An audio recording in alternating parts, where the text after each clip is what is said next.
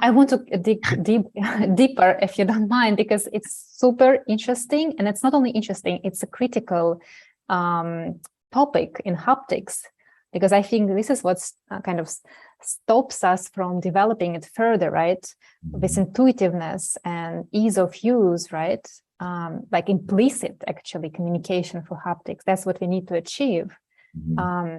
And so, as I see you are doing something in between of recreating a real touch sensations, like in VR, right? Or something in between that and the symbols, right? The haptic icons. Am I correct? So it is something in between? Yeah, I mean, you know what? It might not be necessarily as much in between as it might be like borrowing from both elements as need arises. So maybe it's a bit more hybrid than in between, but the idea is that if we found the challenge there's a bigger challenge with haptics actually than the language part.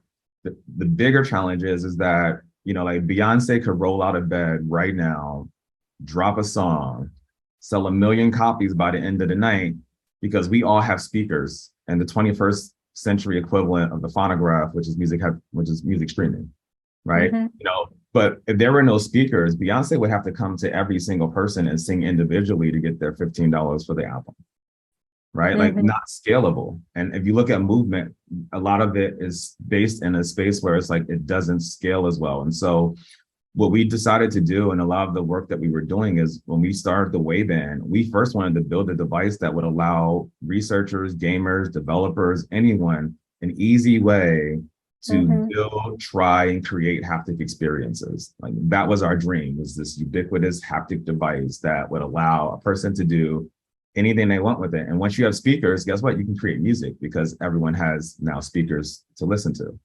So we were trying to be the haptic version of AirPods, essentially, when we started, agnostic to whatever haptic signals may be coming for whatever reason. But then we realized something really important, that no one knew what the word haptic meant. It's not a common word in the English lexicon, or in most lexicons, for example. And so every single person, even my friends who are super word nerds, the kind of guys that like will like tag you, like, oh, you said that word wrong, you know, like, oh, quiet, you know, like I was like, yo, you know what haptic means? He was like, never heard of it. And I was like, wow, there's no hope, you know, like for like the lay person. And like, we're building a whole thing where you have to understand what haptics are to know what to do with. And so we ran into an immediate challenge where we're like, wait, no one's going to know what to do with this, because no one knows what this word means. The proliferation hasn't gotten there yet. So like, what do we do in the meantime? And so we decided, like, well, you know what?